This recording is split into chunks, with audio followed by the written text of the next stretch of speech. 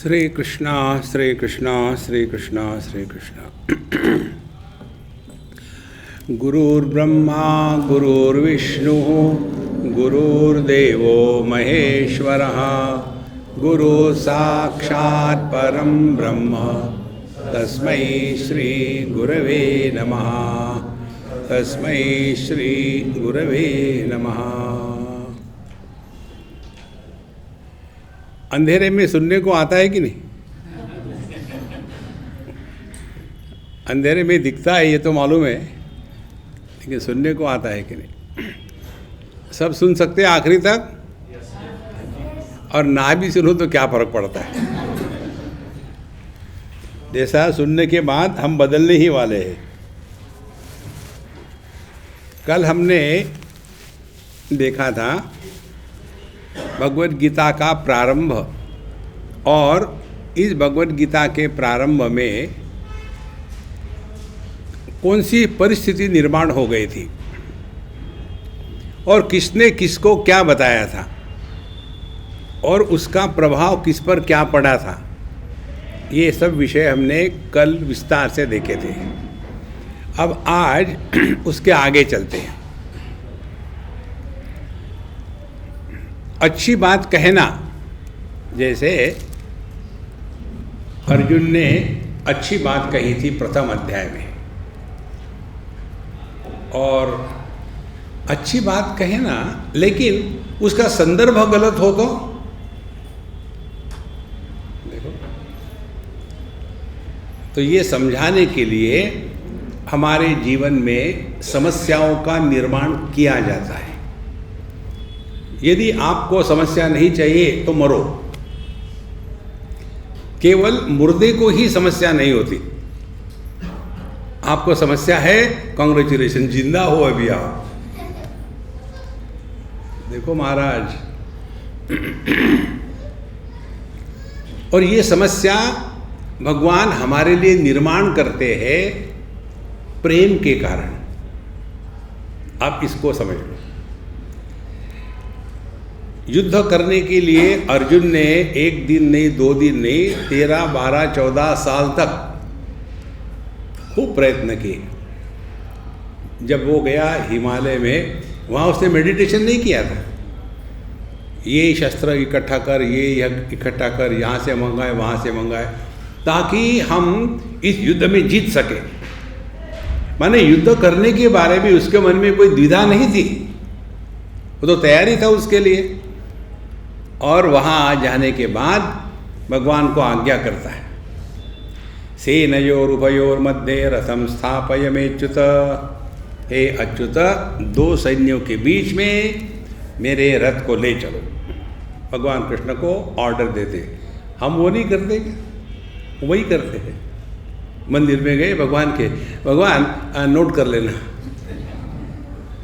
1, 2, 3, 4, जितना लंबा नमस्कार होता है उतनी लंबी लिस्ट होती है डिमांड्स की। ये करो, वो करो, ऐसा करो, वैसा करो। देखो कितने घरों में हनुमान जी को और भगवान गणेश जी को घर के बाहर रखते। ध्यान रखना कोई अंदर ना आ जाए। देखो तो उन्होंने आज्ञा करी, सेनयोर उभयोर मध्य रथम स्थापयमेच्युत।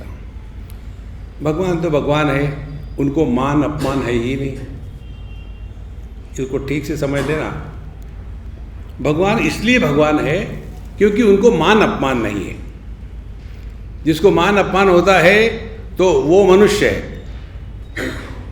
देखो, हमारे कन्हैयालाल ने मिट्टी खाई, यशोदा मैया को गुस्सा आया, और आपको गाली खाने का आनंद लेना है ना तो हमारी व्रजभूमि चले जाओ, वहाँ ऐसी बढ़िया गाली देते हैं कि आपके पूरे पेडिग्री को उसको इंक्लूड कर लेते हैं। देखो, तो उन्होंने कहा, यशोदा जी ने, मिट्टी खाता है, सुअर था क्या? और भगवान को डर लगा, कहीं पहचान तो नहीं लिया, क्योंकि मैं ही तो सुअर था वराह अवतार में। भगवान को मान अपमान नहीं होता, तो आप में परमात्मा को जागृत करना है ना, ये मान अपमान के परे चले जाओ। किसी के कहने से हम बड़े नहीं होते और किसी के कहने से हम छोटे नहीं होते। कितनी छोटी सी बात है। देखो, आजकल के बच्चे ऐसा करते वैसा करते, समय के अनुसार जो बदलता नहीं वो मिट जाता है। वो समय जब आप लोग विवाह होकर के अपने ससुराल आए थे या कहीं गए थे, वो समय अलग था, अब का समय अलग है। देखो, लेकिन हम बदलने को तैयार नहीं, तो दुखी हो जाओ। तो अर्जुन ने कहा कि दोनों सैन्यों के बीच में ले चलो। भगवान ने कहा, हाँ जी सरकार, और ले गए। और कहाँ ले गए? यहाँ भगवान ने चुटकी ली अर्जुन की। अब भगवान को तो ये पूरा स्वातंत्र्य था कि दोनों सैन्यों के बीच में कहीं भी ले जाए। कल्पना करो, भगवान ने अर्जुन का रथ दुर्योधन के सामने खड़ा किया होता तो अर्जुन कोई प्रश्न पूछता क्या? वो तो उसको मारने के लिए तो आया था, लेकिन कन्हैयालाल कन्हैयालाल है। फिर भीष्म द्रोण प्रमुखतः सर्वेशाम च महीक्षिताम, वहाँ जितने राजा थे उन सबको छोड़ करके वो ले आए भीष्माचार्य द्रोणाचार्य के सामने। हो गई समस्या निर्माण। और इतना ही नहीं, और चाबी भर दी। तुम जानना चाहते हो ना, कैर्मया सह योद्धव्यम अस्मिन् रणसमुद्र में, जानना चाहते हो? तुमको युद्ध करना है दुश्मनों से नहीं, अपनों से। कल भी हमने आपको बताया था, हमको परेशान करने वाले अपने होते हैं, दुश्मन नहीं होते। देखो, कौन है अपना? ये बाहर के रिश्ते नाते को मारो बोली। अपना है मन। हम अपने मन के कारण जितने परेशान होते हैं और किसी के कारण परेशान नहीं होते। देखो, तो भगवान ने अर्जुन का रथ भीष्माचार्य द्रोणाचार्य के सामने ले गए। लेने के वहाँ जाने के बाद फिर कहते हैं, पश्येतान कुरुन पार्थ समवेतान। हे अर्जुन, तुम जानना चाहते हो ना किसके साथ तुमको युद्ध करना है? ध्यान से सुनना, तुम भी कौरव ही हो। हम भले उनको पांडव कहे, लेकिन थे कुरुवंश के ही ना। देखिए, यादव कोई भी हो, इस पार्टी का उस पार्टी का है, तो यादव ना। देखो, और ये जो अपने होते हैं, पहले ये समझाया, तुम सभी एक ही कुल के हो, कुरुवंश के। लेकिन चूंकि दो भाई अलग अलग हैं, एक धृतराष्ट्र और दूसरा पंडु, इसीलिए दोनों के अलग नाम रख दिए। जहां ये भेद का वातावरण शुरू होता है, वहां संसार शुरू होता है। तू मैं तू। ऐसी बात बताने के बाद अर्जुन कहता है, सीदंतिम अवघात्राणि मुखम च परिशिष्यति विपतुश्च शरीरे में योग रोमहर्षश्च जायते। हे भगवान, ये देख करके तो मैं एकदम बिल्कुल पागल हो गया हूँ, कांप रहा हूँ, गांडीव धनुष्य मेरे हाथ में नहीं रह सकता, निकल रहा है। निमित्तानि च पश्यामि विपरीतानि केशव, मैं सब उल्टे सीधे निमित्त देख रहा हूँ, सब जगह बुरा हो रहा है, अपशकुन है। देखो, और ये भी कहता है भ्रमति वचे में मनः, मेरा दिमाग चक्कर काट रहा है। दूसरा महत्व का सिद्धांत, देखो, जब आप खुश होते हो ना, तब किसी को प्रॉमिस मत करना।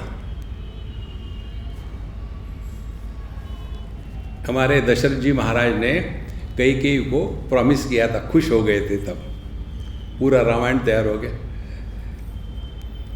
तो अपने पत्नियों से, अपने पतियों से बचो। जब खुश हो तो कोई भी वचन मत देना, फंस जाओगे उसमें। दूसरी बात, जब आप गुस्से में होते हो तो किसी के भी साथ डिस्कशन मत करना। तीसरी बात, जब आप कंफ्यूज होते हो तब डिसीजन मत लेना। अर्जुन के शब्द है, भ्रमति वचे में मनः, मैं कंफ्यूज हो गया हूं।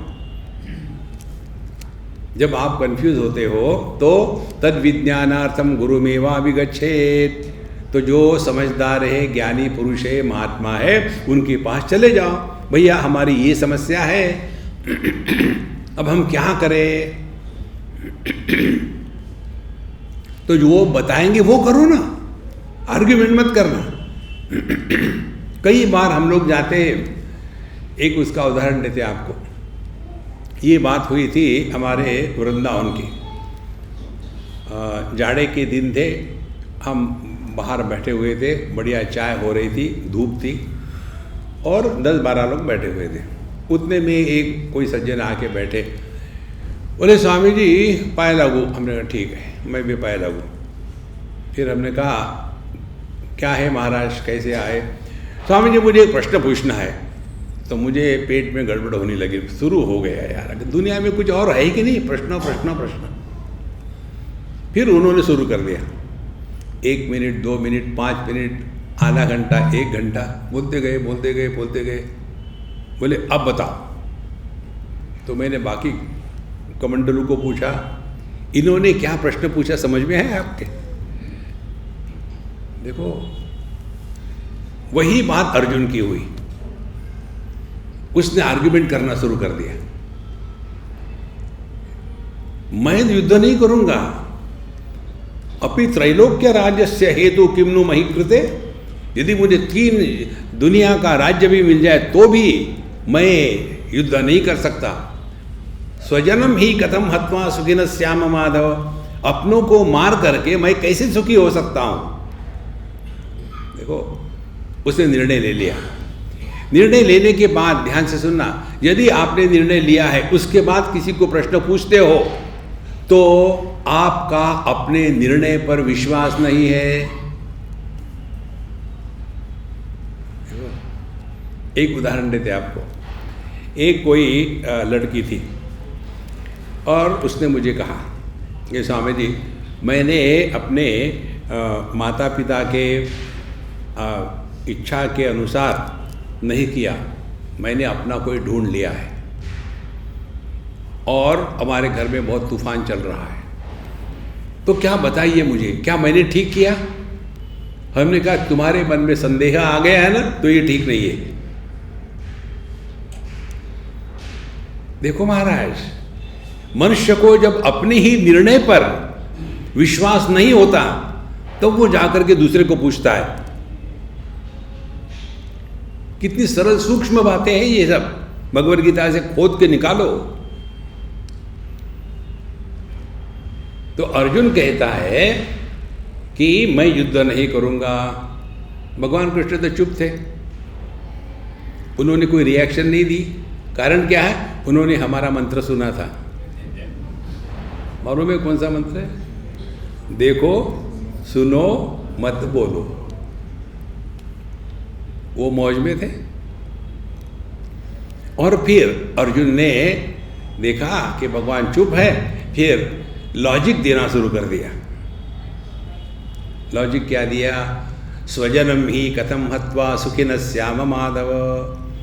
हे माधव, अपनों को मार करके कोई खुश हो सकता है क्या? भगवान को क्या समझ में आता है? अय्यर का बेटा, उसको क्या समझ में आता है? और ज्ञान शुरू कर दिया। देखो, ये युद्ध होगा तो इसमें सभी योद्धा मारे जाएंगे।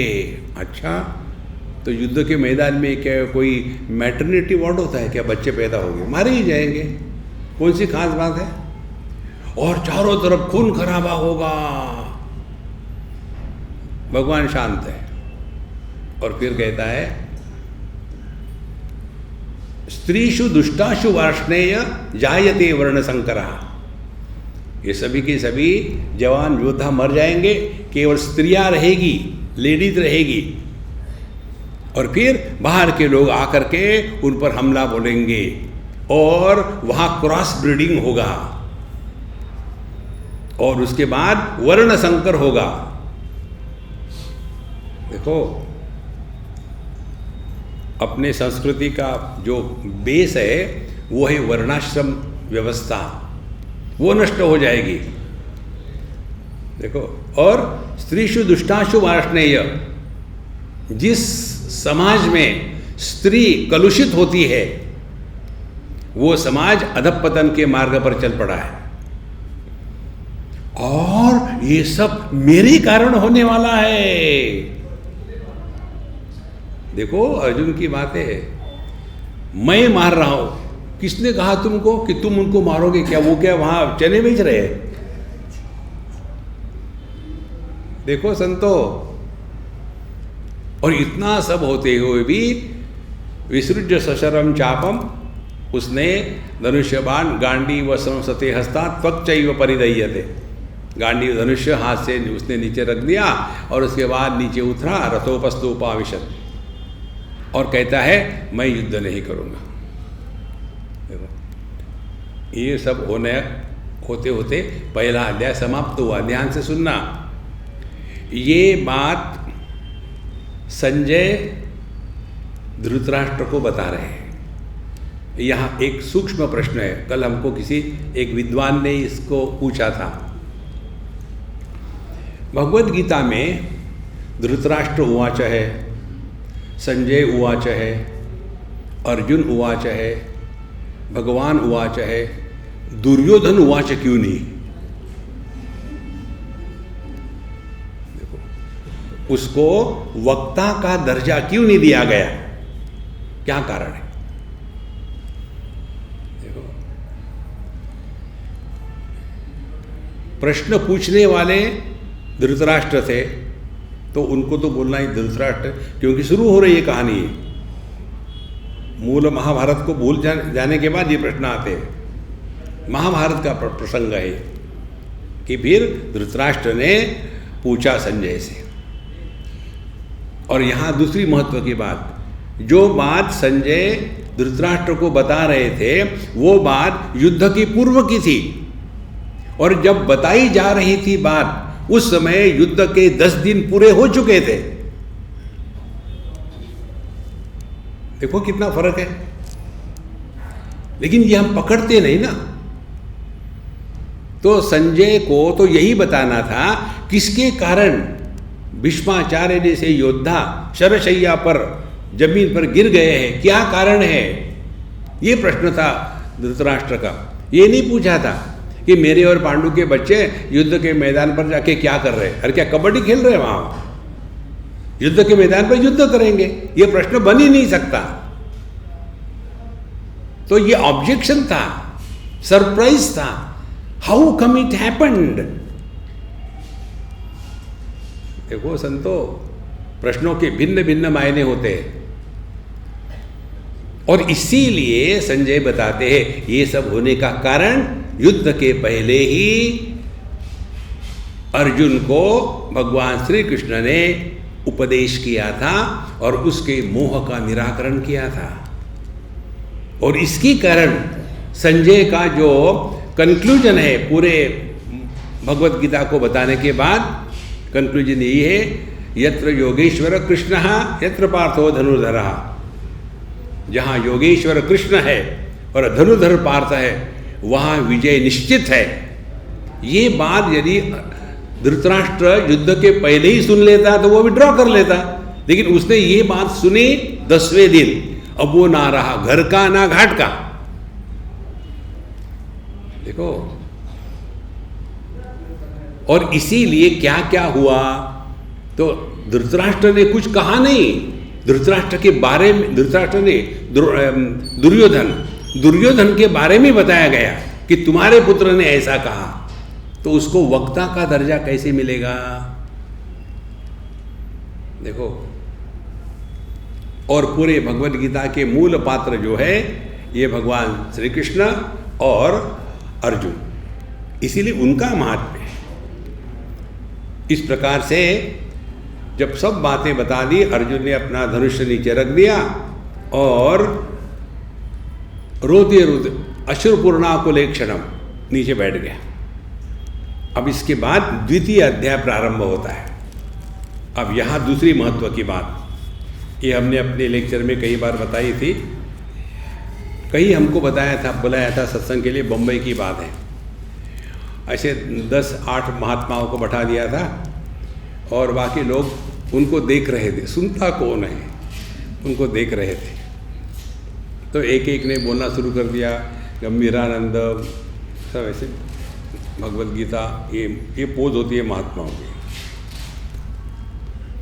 फिर हमारा आखिरी आया तो हमने 5 मिनट में 10 मिनट में जो बोलना बोल दिया। सब होने के पश्चात एक वयस्क महात्मा, उस समय हम जवान थे, उस वयस्क महात्मा ने हमको कहा, देखो महाराज जी, आपसे एक बात कहूँ तो आपको गुस्सा तो नहीं आएगा? हमने नहीं, मैं इंसल्ट प्रूफ हूँ, बोलो क्या करूँ। आप भगवद गीता बहुत हल्की फुल्की बताते हो। भगवद गीता हमारा धर्म ग्रंथ है, उसको हल्का फुल्का नहीं, ठीक है हम भारी करके बताएंगे। 2 प्रकार के विचार प्रस्तुतिकरण के प्रकार है, 2 प्रकार। एक ऐसे बतावे कि अगला कहे अरे यार ये अपने बस की बात नहीं है। दूसरा ऐसा प्रकार है, अरे इतना सिंपल है, हम तो कर सकते हैं। तो हम भगवद गीता के बारे में क्या ऐसे बोले कि सुनने वाला कहे यार ये अपने, अच्छा हमने नहीं पढ़ा, ये अपने बस की बात नहीं है। देखो संतो, तो हमने उनसे आर्गुमेंट नहीं किया।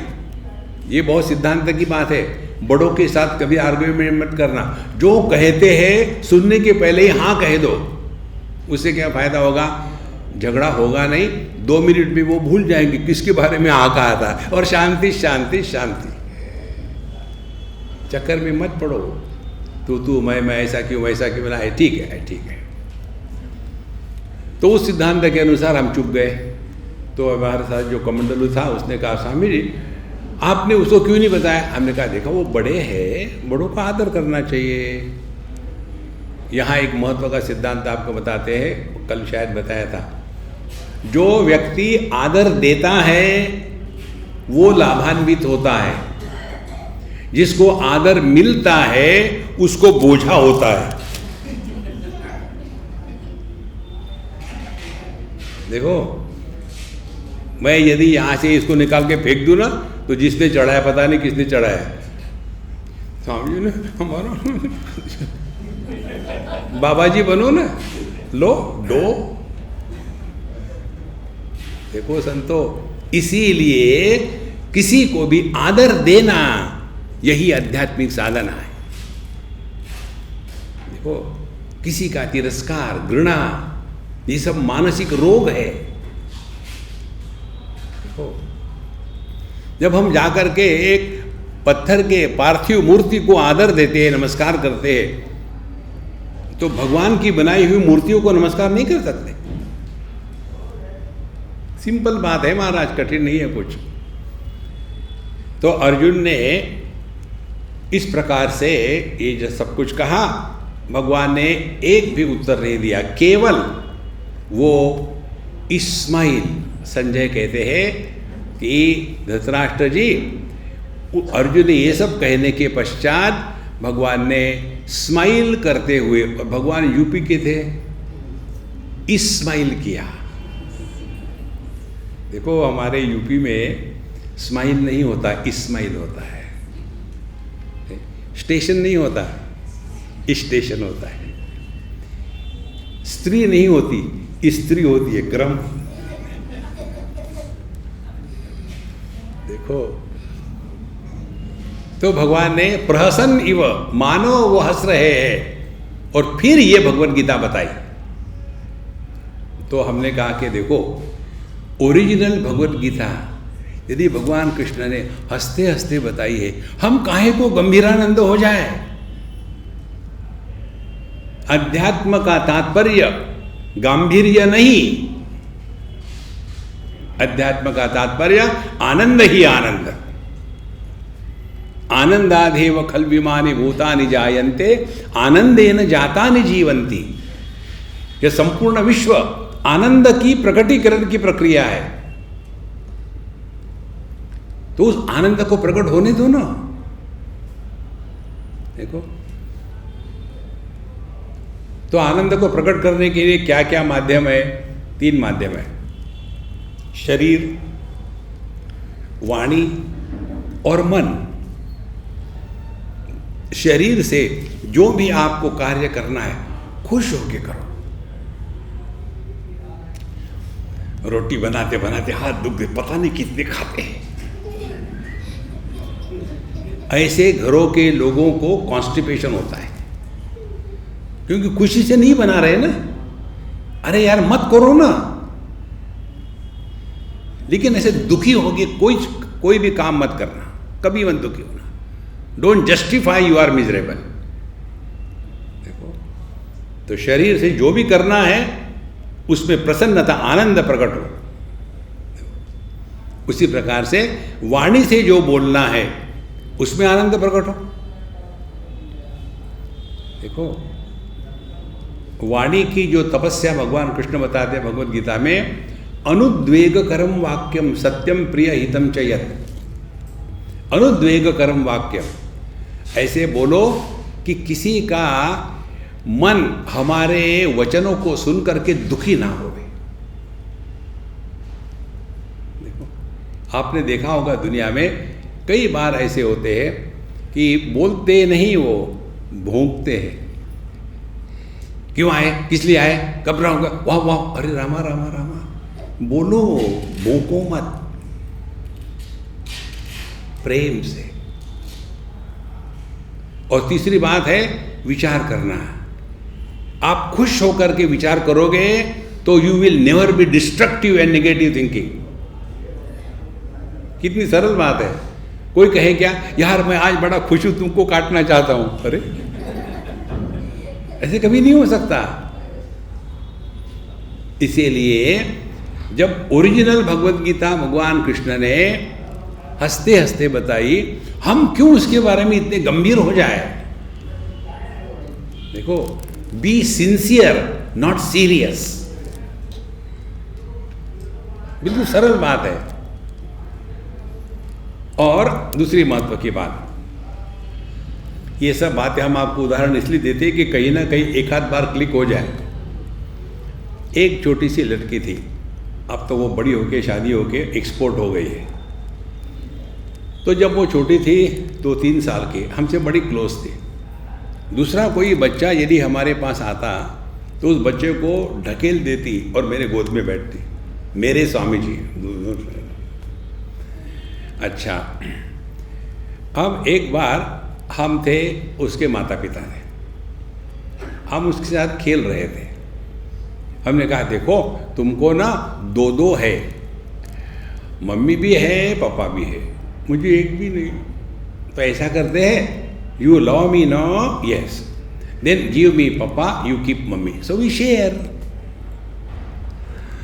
तो जैसा मैंने उसके पिता का हाथ पकड़ा, ले जाने का नाटक कर रहा था, उसका इतना छोटा सा हाथ उस पहाड़ के जैसे बाप को ढकने का प्रयत्न करके कहती है, नहीं नहीं नहीं मेरे पापा को मत ले जाओ। ठीक है, गुस्से की क्या बात, तुम रख लो, मैं मम्मी को ले जाता हूँ। फिर मम्मी का हाथ पकड़ाए गए। अब मम्मी बोली चल स्वामी जी चल मैं तुम्हारे साथ आती हूँ। अब वो ऐसी रोने लग गई, इतनी रोने लग गई, फूट फूट के रोने लग गई। और क्या मैं बेवकूफ़ था उसको ले जाने के लिए? लेकिन उस बच्ची को क्या लगा कि रियली ले जा रहा है, और जब वो रो रही थी तो हम दुखी हो रहे थे क्या? हमको मज़ा आ रहा था ना। कन्हैयालाल यही कहते, चाबी भर के छोड़ देते हैं। आपने देखा क्या वो खिलौना चिंपांजी वाला? तो मजा आता है ना उसमें। भगवान ऊपर से चाबी मार के छोड़ देते हैं। मेरा लड़का ऐसा, मेरी लड़की ऐसी, आपको क्या मालूम, आपको कहाँ बच्चे हैं? कन्हैयालाल हंस रहा है। देखो संतो, don't take life seriously. Arjun की समस्या, मैं अपनों को, गुरु को इत्यादि कैसे मारूं? हमारी समस्या, चाय में चीनी लूं 1 चम्मच की 1.5 चम्मच? समस्या। घटिया आदमी की समस्या भी घटिया होती है। देखो संतो, और ये सब बातें जब अर्जुन ने भगवान कृष्ण को बताई तो भगवान को क्या मालूम नहीं था धर्मशास्त्र क्या है? सब मालूम था। लेकिन अर्जुन जब बड़ी ज्ञान की बातें कर रहा था, लेकिन उसका संदर्भ गलत था। अब ये महत्व का सिद्धांत समझ लो। संदर्भ रहित वाक्य का अर्थ अनर्थ होता है। हम कहाँ थे? युद्ध के मैदान में। युद्ध के मैदान में कौन होते हैं? योद्धा और एक दूसरे के दुश्मन। वहां ये मामा भांजा ये कहां से आए? देखो, सस्पेक्टेड स्पैम। आज मैंने कहा था क्या कि फोन बंद करो?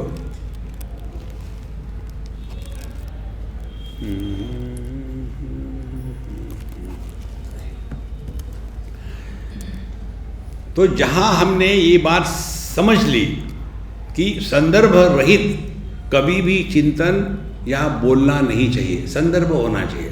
किस संदर्भ में हम बोल रहे हैं? एक आध बार बच्चे को माँ चाटा लगाती है तो संदर्भ क्या है? क्या उस बच्चे के प्रति द्वेष है कि प्रेम है?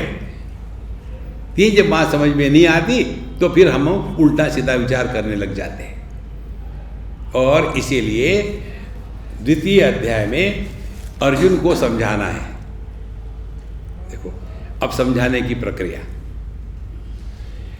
एक सज्जन थे हमारे मित्र, और बहुत पी गए, और रास्ते के किनारे कहीं गटर के पास गिर गए, आधा वहाँ आधा बाहर।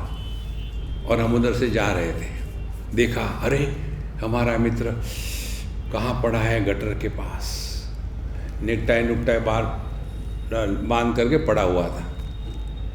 स्पिरिचुअलिटी में ऐसे ही होता है। तो फिर हमने उसका नेकटाई पकड़ा। नेकटाई का इतना ही प्रयोजन है। नेकटाई के द्वारा आप नाक साफ नहीं कर सकते, बांध नहीं सकते। सिर्फ जो गिरता है नीचे ने उसको फिशिंग आउट करने के लिए उसको पकड़ के खींच लिया। और उसके साथ मैं ऐसी बात करूँ क्या? देखो मेरे प्रिय मित्र, तुम इतने श्रेष्ठ खानदान के हो, समाज के एक प्रतिष्ठित व्यक्ति हो। तुम्हारे माता पिता को यह से देख करके कितना कष्ट होगा, इसीलिए तुमने ये जो किया है अयोग्य किया है। छोड़ यार, तू भी आ जा। ऐसा ही कहेगा ना।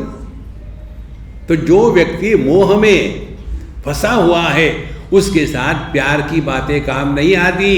फिर एक कस के चाटा लगाया, फिर वो सोचेगा क्या हो गया। फिर उसको टैक्सी में भर के घर भेज दिया। देखो, अर्जुन इतना मोह मदिरा से प्रभावित हो गया था कि उसके साथ समझदारी की बात करना एकदम गलत था। इसीलिए भगवान कहते हैं क्लैब्यम स्मगम पार्थ न एतत्त्वयि उपपद्यते क्षुद्रम हृदय दौर्बल्यम त्यक्तोतिष्ठ परंतप। चाटा मारने के जैसे। आखिरी का 1 वर्ष पांडवों को अज्ञातवास में रहने का था। और उस समय अर्जुन बृहन्नला के रूप में विराट राजा की कन्या उत्तरा उसको संगीत और नृत्य सिखा रहा था। बृहन्नला का रूप, क्योंकि अर्जुन को शाप मिला था। जब वो स्वर्ग में गया था तो वहाँ की जो अप्सराएं थी, आपको पता है ना अप्सरा किसको कहते हैं? हमारे हिंदी भाषा में ऑफिसर को अप्सर कहते हैं और उनकी पत्नियां अप्सरा। तो वहाँ बढ़िया बढ़िया अप्सरा थी, अर्जुन वहाँ गया। अब ये अप्सराएं इसके सौंदर्य को देख करके लट्टू हो गई और भोग करना चाहती थी। तो अर्जुन ने कहा ये अयोग्य है, इंद्र मेरे पिता समान है, आप इंद्र भोग्या हो, इसीलिए मुझे मातृतुल्य हो, इसीलिए विचार हटा लो अपने मन से। मनुष्य जब काम वासना से पीड़ित हो जाता है तब सब उसका विवेक खत्म हो जाता है। जब उन्होंने इनकार कर दिया तो ये अप्सराओं ने उनको शाप दे दिया, जाओ तुम नपुंसक हो जाओगे। देखो ये सब शॉपिंग सेंटर की काम बात है। और फिर उनको अपनी गलती समझ में आई, हमने गुस्से गुस्से में क्या कर दिया। अच्छा अब हम उसको उश्शाप देते हैं, अपेंडिक्स लगा दिया, तुमको 1 साल तक तो रहना ही पड़ेगा, लेकिन जब तुम चाहो तब। तो जब ये अज्ञातवास का समय था उस समय अर्जुन ने यह नपुंसकत्व को जागृत किया शाप के प्रभाव से, और वो नपुंसक बन करके रहा। ये बात भगवान कृष्ण अर्जुन की सिवा किसी को पता नहीं थी। अब युद्ध का मैदान, यहाँ अर्जुन आ गया। भगवान अर्जुन को कहते, अरे यार अभी भी तुम नपुंसक हो क्या? कल्पना करो युद्ध के मैदान में एक योद्धा को सबके सामने नपुंसक कहना, इससे बड़ा क्या अपमान हो सकता है? देखो यही बात, एक कस के चांटा लगाओ। देखो जो कहते हैं ना कि लातों के भूत बातों से नहीं मानते। क्लिब्यम मास्मगम पार्थ।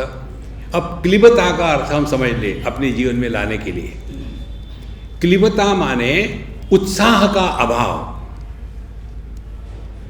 जीवन में जो भी करना है उत्साह युक्त करना है। जिसके जीवन में उत्साह नहीं होता वो क्लिब है, वो नपुंसक है। और जब कोई भी कार्य उत्साह से युक्त होकर करो तो उसमें सफलता विफलता ये गौण हो जाती है। देखो महाराज, इसीलिए भगवान अर्जुन को कहते हैं क्लैब्यमास्मगम पार्थ न एतत्वयि उपपद्यते, तुमको शोभा नहीं देता है। देखो कितनी महत्व की बात है। उस समय में सभी लोगों के सामने अर्जुन एक आदर्श पुरुष था। 3 अध्याय में भगवान ने विषय कहते हैं, यद्यदाचरति श्रेष्ठः तत्तदेवेतरो जनः स यत् प्रमाणं कुरुते लोकास्तदनुवर्तते।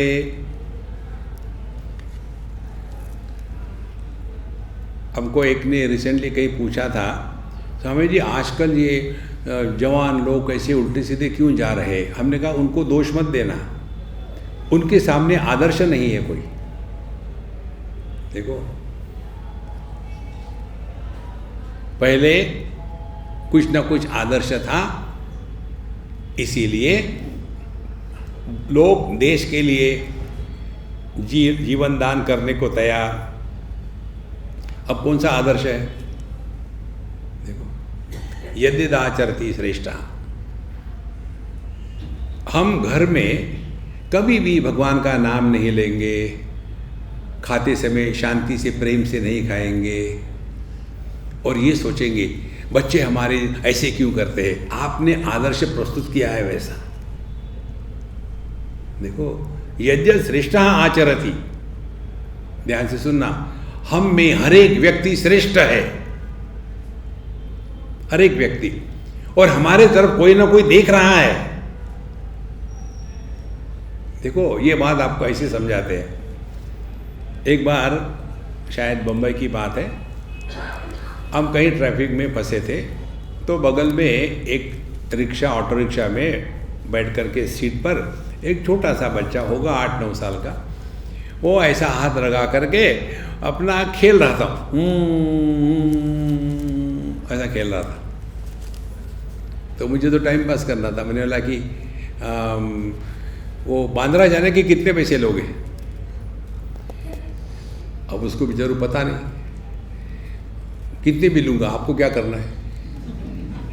नहीं मुझे जाना है, नहीं मैं आपको नहीं ले जाऊँगा। अब उसके लिए आदर्श क्या था? उसके पिताजी। हमारे लिए टैक्सी ड्राइवर क्या थे, छोड़ो यार, बस उस बालक के लिए उसके पिताजी आदर्श थे।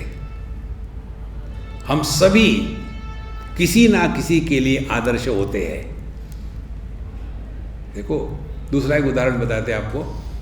एक अम्मा है, अच्छी है, उसको जब गुस्सा आता है ना, और हमेशा ही गुस्सा आता है, उसको जब गुस्सा आता है तो वो अपना हाथ सर को ठोक दी जोर जोर से। अब उसकी जो लड़की छोटी ही है, होगी 5-6 साल की, उसको भी जब गुस्सा आता है तो वो ऐसे ऐसी करती है, यद्यदाचरति श्रेष्ठः तत्तदेवेतरो जनः। देखो संतो, ये हमारा सबका एक रिस्पॉन्सिबिलिटी का भाग है कि कोई ना कोई हमको देख रहा है। हमारे बम्बई में एक सीसीटीवी की कंपनी है, उसका स्लोगन है, ऊपर वाला देख रहा है। देखो महाराज, कोई ना कोई देख रहा है हमको, हम कैसे चलते, हम कैसे बैठते, हम कैसे उठते, हम कैसे खाते हैं। एक और उदाहरण लो, कहीं हम खाना खा रहे थे, एक अम्मा अपने बच्चे को लेके आई, तो मैंने उस बच्चे को, हे तू मेरे पास आ, मम्मी को जाने दे, तो आ गया, बैठ मेरे साथ, मेरे थाली में खा। तो मैंने उसको खिलाना शुरू किया, उसने खा भी लिया, मैं भी खाया, उसको भी खिलाया। तो उसकी माँ बात में पूछ रही थी, स्वामी जी ये हमारे हाथ का उठाया हुआ ग्लास से पानी नहीं पीता और आपके थाली में बैठ के खाना खाया, क्या कारण है? उसको पूछे, मुझे क्या मालूम। उसने एक बात बताई, देखो कितनी छोटी सी बात होती है, इसका कितना प्रभाव होता है। तो उसको जब पूछा तो बोले कि मम्मी पापा आप लोग जब खाना खाते हो ना तो मुंह से आवाज़ करते हो, ऐसे लगता कुत्ता खाना खा रहा है, मुझे नहीं अच्छा लगता। कितनी बड़ी बात है। नहीं तो फिर सब अंगूठे डाल के चुक चुक चुक चुक चुक, दिखने के लिए छोटी बात है। यद्यदाचरति श्रेष्ठः तत्तदेवेतरो जनः। ये बड़ा होना बड़ा कठिन होता है, और हम सभी बड़े हैं किसी ना किसी की दृष्टि में। यद्यदाचरति श्रेष्ठः। अर्जुन उस जमाने में, उस जनरेशन के लिए एक श्रेष्ठ पुरुष थे, और ऐसा श्रेष्ठ पुरुष यदि रो धो करके अपने युद्ध के मैदान से भाग जाएगा तो दुनिया को क्या मैसेज मिलेगा? अभी हम लोगों की समस्या क्या है? यही समस्या है, आदर्श है ही नहीं। यही आदर्श है कि जो किसी काम के लिए, मुझे एक ने पूछा था प्रश्न, हमेशा पूछते हैं, स्वामी जी आप बाबा जी कैसे बने? हमने कहा देखो, 2 व्यक्ति होते हैं अपने देश में जो हर काम के लिए नालायक होते हैं, वो या तो बाबा जी बनते हैं या तो पॉलिटिशियन बनते हैं। तो मैं पॉलिटिशियन तो बन नहीं सका, इसीलिए बाबा जी बन गया। और यदि हमारे सामने अपने राजनीतिक नेताओं के जैसे आदर्श हो तो कैसे उस देश का भला हो सकता है? अर्जुन उस समय का एक आदर्श पुरुष था, और आदर्श पुरुष यदि ऐसा गड़बड़ करने लगे, और हम सभी के सभी रिपीट कर रहे हैं, हम अपने घर में हम आदर्श है, कितना चिल्लाते हैं, कितना डांटते हैं नौकरों को, ये सब देखते हैं बच्चे लोग। किसी भी प्रेम से बात करो भैया, यद्यदाचरति श्रेष्ठः। इसीलिए अर्जुन को कहते भगवान, क्षुद्रम हृदय दौर्बल्यम, अपने हृदय की दुर्बलता को त्याग दो, रो मत, और त्यक्तोत्तिष्ठ परंतप, उत्तिष्ठ, रोना धोना बंद करो। हम जिस काम के लिए यहाँ आए हैं वही काम पूरा होना है। कौन से काम के लिए हम आए? इसी शरीर में, इसी देह में, इसी समय हम जब जीते हैं हमारे माध्यम से परमात्मा प्रकट हो। कल आपको उदाहरण दिया था ना स्क्रू ड्राइवर का। हमारे जीवन का कोई प्रयोजन नहीं। प्रयोजन है जिसने हमको बनाया उसका। देखो, और वो प्रयोजन तब सफल होगा जब हमको वो सिलेक्ट करेगा, ये काम के लिए ये ठीक है। देखो, हम अपने घरों में भी कुछ काम करवाना हो तो देखते हैं ना कि कौन आदमी ये काम करने के लायक है। तो जब हम अपने घरों में, अपने दुकानों में, जहाँ भी जो काम करना है उसके लिए लायक व्यक्ति को ढूंढते हैं, तो भगवान भी एक लायक को ढूंढ रहा है, लेकिन हम हो गए नालायक। कैसे हमारे माध्यम से परमात्मा प्रकट होगा? तो लायकी क्या है? मौज में रहो, बी हैप्पी। देखो महाराज, मौज में रहो माने क्या? Wherever I am, whenever I am, whatever I am, I shall be 100% happy. इससे सिंपल साधना क्या करोगे? और मुझे बताओ। हमने आपके हाथ में माला नहीं पकड़वाई, गंगा जी में ठंडे पानी में डुबकी लगाने के लिए नहीं बताया, ये मत खाओ वो मत खाओ नहीं बताया। देखो, हम एक बार गए थे कहीं खाने के लिए, तो हमें जी आप प्याज लहसुन खा लेते हैं क्या? हमने कहा क्यों? नहीं, महात्मा लोग नहीं खाती इसलिए पूछा। हमने कहा आपकी गलती है। क्या गलती है? आपने मुझे महात्मा क्यों कहा? मैं छोटा आत्मा हूं। इसी में फंसे है, माया हाथ दयना हाथ। तो हमने कहा हम खाते हैं। आप खाते हैं प्याज लहसुन? हाँ खाते हैं। क्यों? हमने कहा जब हम लोग गाली खाते हैं तो प्याज लहसुन की क्या खाते हैं? देखो, क्या सभी हमको आदर देते हैं क्या? गाली भी देते हैं। देखो, बाबा जी बने एसी कार में जाते हैं, हवाई जहाज से फ्लाइट करते हैं, मजे में रहते हैं। देखो, गाली आई है हमको। जब हम किसी के यहाँ जाते हैं तो किसी को साथ लेके जाते हैं, हम अकेले जाए उधर से जाओ उधर से जाओ। देखो संतो, इसीलिए हम इतने फिट रहे कि हमारे माध्यम से प्रभु प्रकट हो।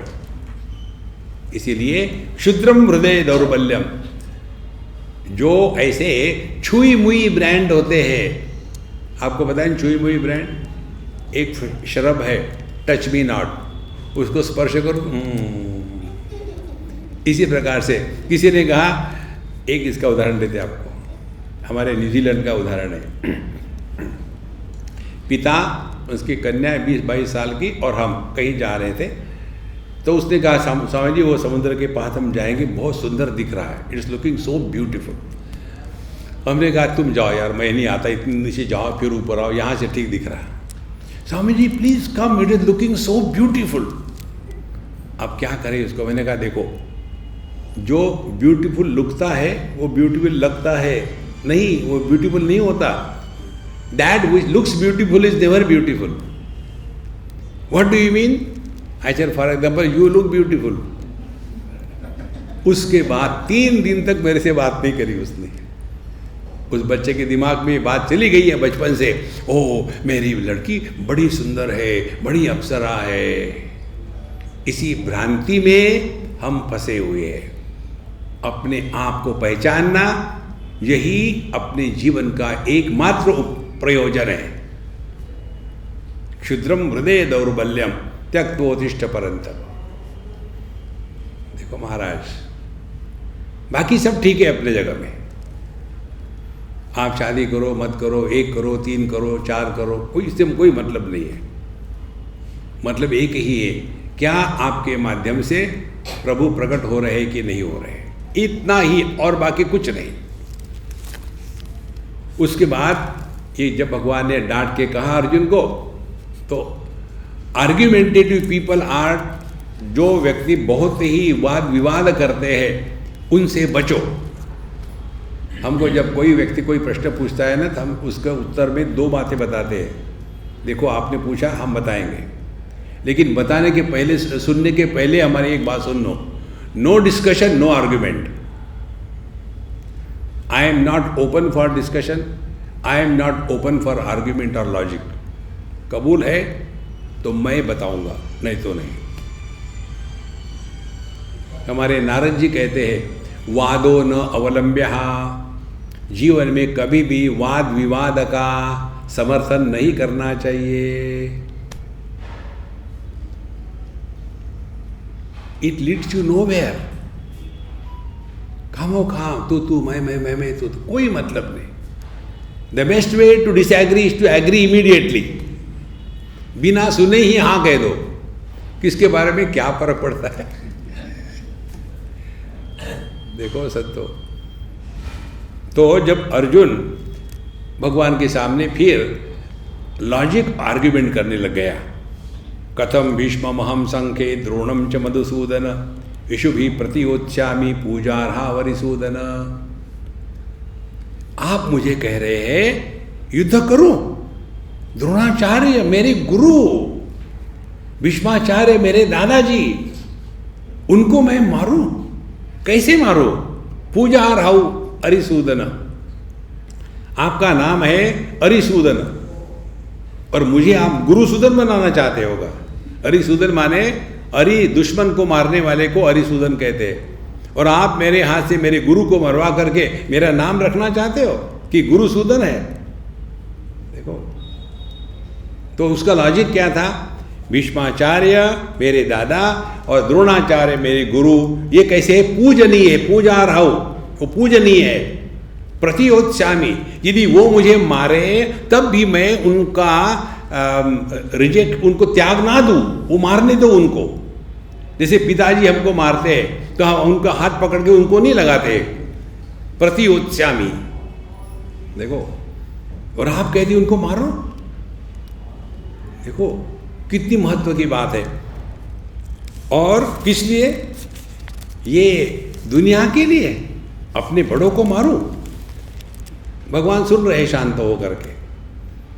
फिर वो कहता है, न ये तद विद्मक कतरन्नो गरीयो यद्वा जयेम यदि वानो जयेयु।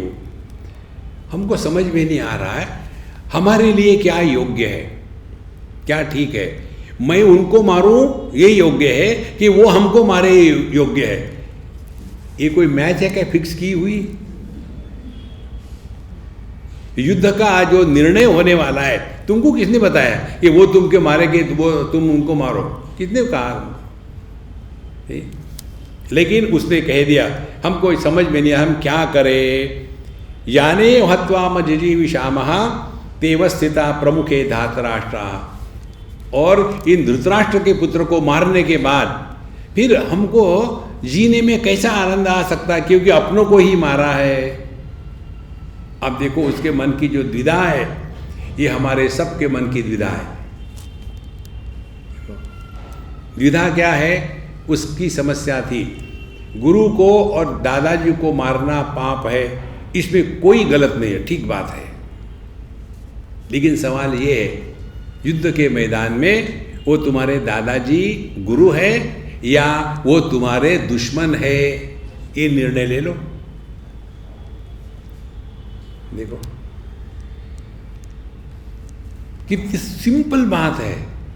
इसी प्रकार से आप जो घरों में रहते हो ना, झगड़े करते हो, उस समय इधर ही इतना ही ध्यान रखना कि हमारे जीवन का प्रयोजन दुखी होना है कि प्रसन्न रहना है, इतना याद रखो। फिर आप सास हो, ससुर हो, भाई हो, बहन हो, माँ हो, बाप हो, जो भी हो, दैट इज सेकेंडरी। पहले आप एक अध्यात्म के साधक हो, इतना याद रखना। और अध्यात्म का साधक कौन होगा? जो अपने हृदय का ध्यान रखता है। इसके लिए आपको ऐसे बताते हैं, जो भी हम करते हैं ना जगत में, उसका प्रभाव कहाँ हो रहा है, इधर ध्यान दो।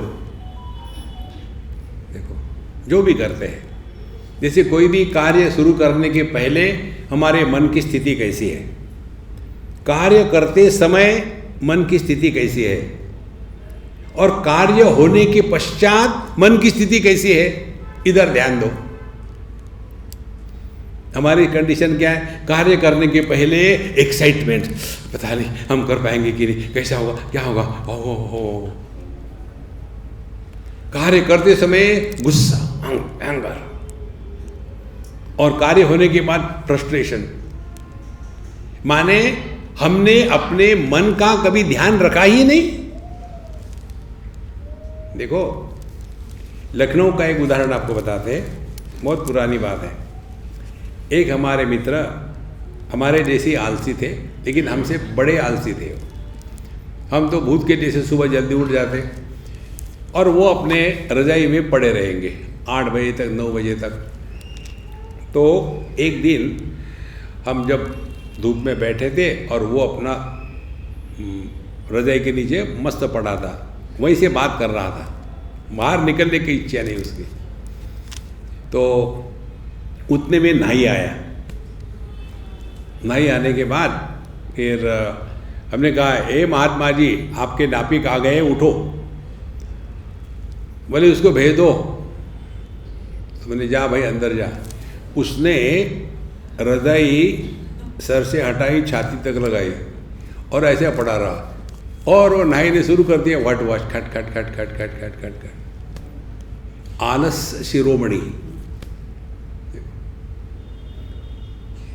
जीवन में यही है, आलस्य, निद्रा, प्रमाद। तो जब वो ऐसा कर रहा था तो मुझे तो टाइम पास हो रहा था, तो उसने उसको वाइट वॉश कर दिया और वो ऐसा पड़ा रहा, वो हिल भी नहीं सकता, पड़ा रहा। फिर उसने अपना उस्तरा निकाला और रगड़ना शुरू कर दिया काफ़ी समय तक। फिर वो जो चमड़े का बेल्ट होता है उसको टकक टक ऐसा कर रहा था। हमने कहा, यार ख़त्म करो जल्दी, कब तक लटकाओगे बेचारे को। वो रुक गया। आपको क्या मालूम है, कभी दाढ़ी बनाई थी? नहीं। बोले, दाढ़ी बनाने के लिए जो शार्पनेस लगती है वो भिन्न क्वालिटी की होती है, और उस तरह से मैंने कईयों की हजामत करी है। मुझे इसको मेंटेन करना पड़ता है, कोई दूसरा नहीं करता। वो मेरा गुरु हो गया। देखो, जिस औजार से आप काम लेते हो उसको मेंटेन करने की जिम्मेदारी अपनी है ना। किस औजार से हम काम करते हैं दुनिया में? शरीर, मन और बुद्धि, वाणी। इधर ध्यान ही नहीं। बड़ी सरल बात है संतो। आप सभी लोग अच्छे घरों के हैं, खाते पीते घरों के, मोटे हैं, कहने का तात्पर्य। देखो कितना ध्यान रखते हैं। हम तो ऑर्गेनिक ही खाते हैं, देखो, और हम बाहर की कोई चीज़ नहीं खाते, फिर बाहर की चीज़ घर में लाके खाते हैं। कितना खाने के बारे में 24 घंटे वही विचार। तो साफ सफाई, ये वो करो। ये सब करते समय हम एक बात और भी करते हैं, अपने शरीर से काम लेते हैं और शरीर पर भी काम करते हैं। We work by the body and we work on the body. शरीर पर कैसा काम करते हैं? उसको ठीक ठाक धोते हैं, उसको एक्सरसाइज में लगा देते हैं। मध्य प्रदेश बाहर आ गया हो तो उसको दबाने का प्रयत्न करते हैं। देखो हमको क्या क्या प्रश्न पूछते हैं आपको पता नहीं। जैसे हम ये पहनते हैं ना शॉल, स्वामी जी आप शॉल क्यों पहनते हैं? हमने कहा पेट ढकने के लिए। क्या बताएं, कुछ भी प्रश्न पूछे जा रहे। तो we work by the body and we work on the body, दोनों। When we work by the body, we earn. When we work on the body, we don't earn. अब ये सिद्धांत लगा लो। We work by the mind. हम मन से काम लेते हैं। कैसा काम लेते हैं? ध्यान से सुनना। कैसा काम लेते हैं? हमारे मन के डिफॉल्ट सेटिंग्स है। कौन से डिफॉल्ट सेटिंग्स है? हर एक को उपदेश करना, हर जगह में अपना ओपिनियन बताना।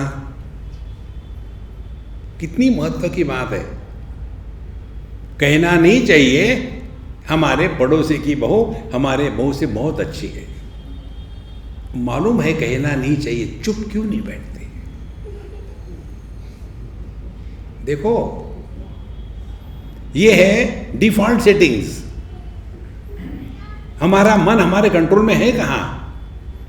फिर वो जो आए बक बक करते रहे। तो जैसे हम शरीर से काम लेते हैं और शरीर को हेल्दी रखने के लिए उस पर काम करते, योगा करेंगे, एक्सरसाइज करेंगे, वॉक करेंगे, इसी प्रकार से we have to keep the health of our mind perfect. अपने मन के स्वास्थ्य को मत बिगाड़ो। और मन को स्वस्थ रखने के लिए जो हमने सिंपल बातें बताई है, living at 0 complaint level. Complain करना डिफॉल्ट सेटिंग्स है। देखो, हु आस्क यू, बिना किसी ने पूछे बोलना शुरू करते हैं। आप इसको देखो, 4-6 लोग इकट्ठे हो जाते हैं ना, एक ने कुछ कहा तो उसने कहा, आप सुन लिया, खत्म हो गया सिनेमा, बाकी चुप बैठेंगे। ये तो कुछ भी नहीं, जब मैं वहां थी तब की बात है। किसने पूछा? But we want to get involve. हर एक चीज में मुंह मारने का एक स्वभाव बन गया है। इस अपने मानसिक विकृति को हमको शांत करना है। देखो महाराज, जब तक हम अपने मन पर काम नहीं करेंगे तब तक हमने अध्यात्म में प्रवेश नहीं किया। और कैसा करते हैं मन के द्वारा हम काम?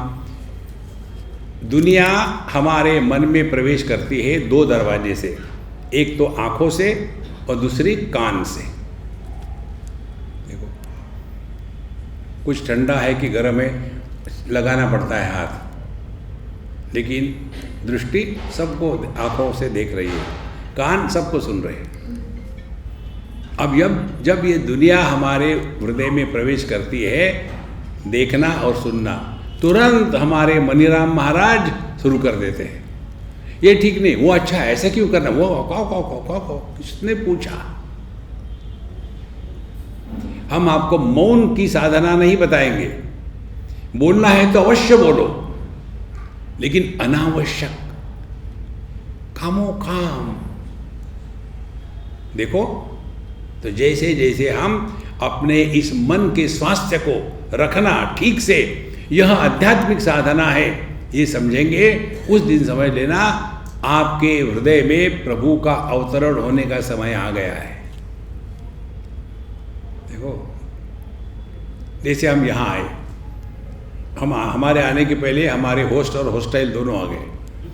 फिर उसके पश्चात हमारे आने के पहले ही हमारा रहने का स्थान एकदम ठीक ठाक कर दिया, बिल्कुल क्लीन, नीट, परफेक्ट। क्यों?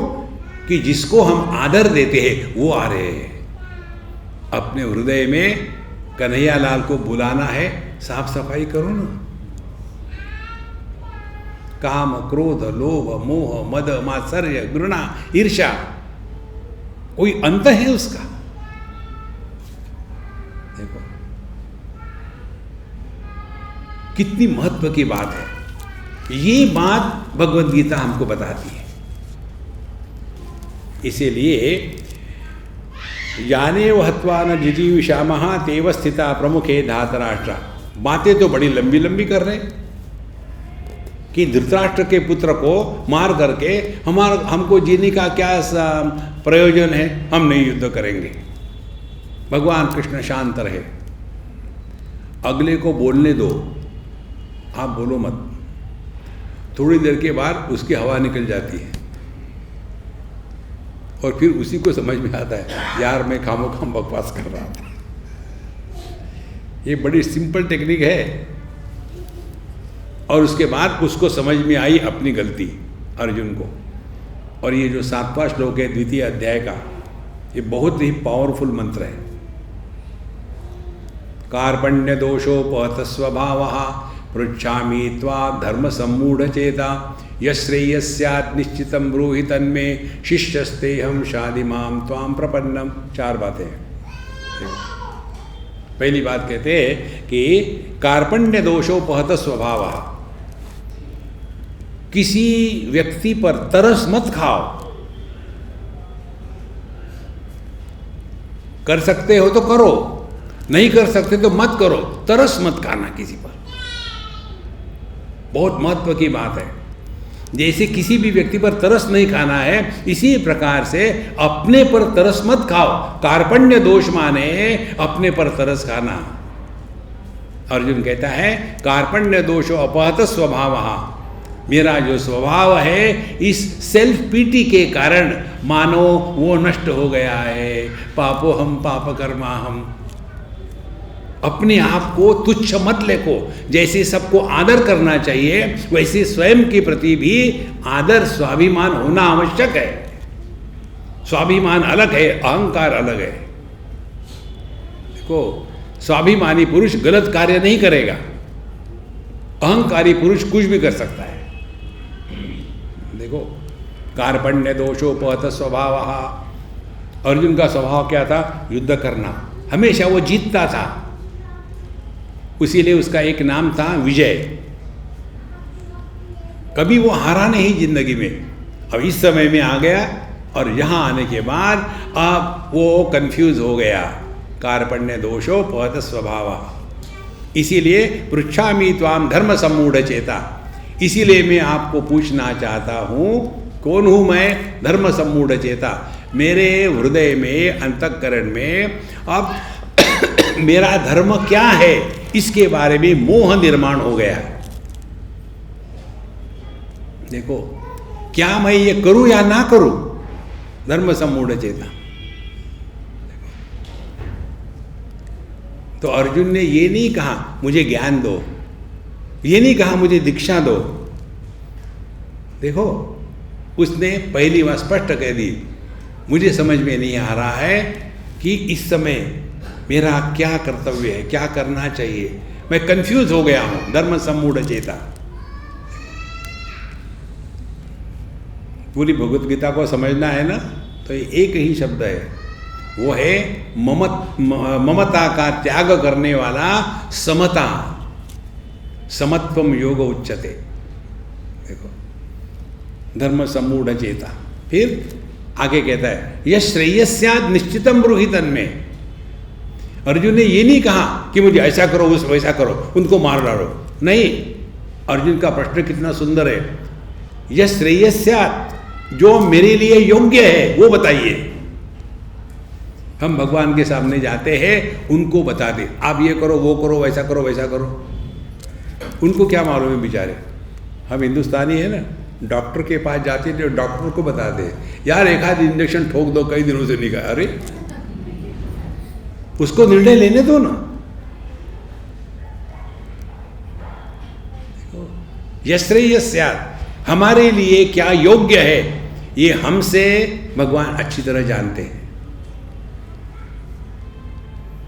लेकिन हम सोचते हैं कि भगवान हमारे तरफ ध्यान नहीं दे रहे।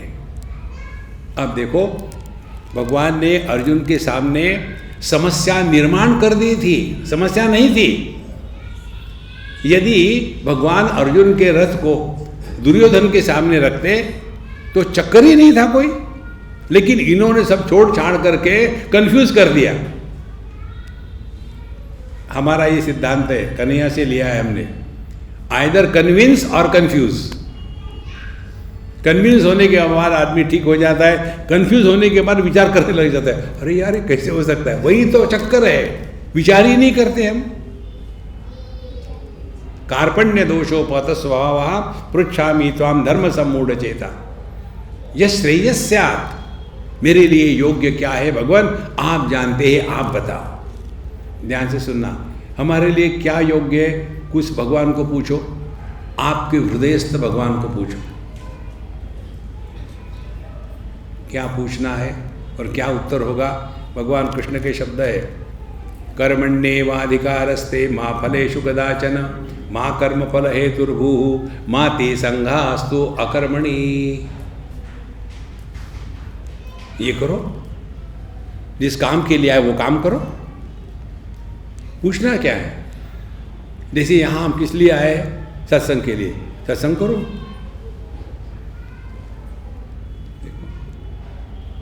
यश्रेयस्यात्, हमारे लिए योग्य क्या है, हम जिस काम के लिए वो काम पूरा करो। तो हमारा क्या काम है दुनिया में, हमारे माध्यम से परमात्मा प्रकट होवे। और भगवान प्रकट होते हैं केवल एक ही प्रकार से, मौज में रहो, बी हैप्पी। देखो, do not justify you are miserable, अपने दुखी होने को जस्टिफाई मत करना।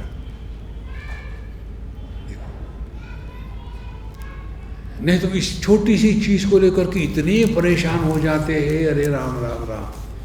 यश्रेयस्या निश्चितम रोहितन में फिर भी भगवान चुप, बोले नहीं कुछ। फिर आगे कहता है, शिष्यस्तेहम शाधिमाम त्वाम प्रपन्नम, मैं आपका शिष्य हूं, आप मुझे शादी माने मुझे इंस्ट्रक्शन दे दो, ये करो, हम करेंगे। हमको कौन से महात्मा लोग अच्छे लगते हैं, जो हमारी बात मान लेते हैं, वो अच्छे होते हैं। देखो, हम परेशान होते हैं खाते समय, ये सभी माताओं को ऐसा लगता है कि मैं 3928 साल से भूखा हूं, और इतना डाल देती है, बेचारा भूखा होगा, खाओ खाओ। लेकिन अम्मा मैं खाऊंगा तो मरूंगा ना, कोई बात नहीं, खा। देखो महाराज, शिष्यस्ते हम शाधिमाम ताम प्रपन्नम। दो प्रकार के लोग महात्माओं के साथ होते हैं, एक शिष्य होते हैं, दूसरे भगत होते हैं। शिष्य स्वयं को बदलने के लिए गुरु महाराज के पास जाता है, और भगत गुरु महाराज के पास जाते हैं गुरु महाराज को बदलने के लिए। आप कहते हो ना कि राग द्वेष का त्याग कर दो, खाओ, अब देखते राग आ रहा है। देखो महाराज, शिष्यस्ते हम शाधिमाम त्वाम प्रपन्नम, जिस दिन हमने स्वयं को बदलना है ये बात स्वीकार कर ली, समझ लेना भगवत गीता के दूसरे अध्याय का 7वां श्लोक आपके हृदय में अवतरित हो गया। अपने को बदलना है। एक छोटी कहानी बताते, हमने सोचा एक बार, ये पूरी रास्ते दुनिया गंदगी है, गर्मी है, तो ऐसा करते हैं पूरे दुनिया को चमड़े से ढक देते हैं ताकि पैर को कचरा ना लगे। और फिर हमने वर्ल्ड बैंक को अप्लाई किया, सैंक्शन भी हो गया। तो वहाँ एक आपके ही जैसा एक ज्ञानी मिला, बोले क्यों इतना परेशान करते हो? फिर क्या करूँ, देखो ना सबके पैरों को कचरा लगता है, मेरे भी पैर को लगता है। तो बोले ऐसे क्यों नहीं करते, तुम अपने पैर को जूते पहन लो। आपने अपने पैरों को जूते पहना दिए तो दुनिया आपके लिए साफ हो गई ना। दुनिया को ढकने की जरूरत नहीं,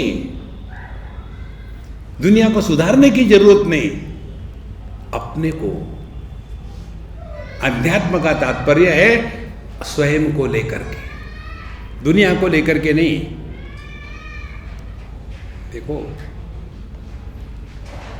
इसीलिए जैसे जैसे ये सूक्ष्मता आती है, जब अर्जुन ने भगवान कृष्ण का शिष्यत्व स्वीकार किया, उसके बाद भगवान ने उपदेश करना शुरू कर दिया।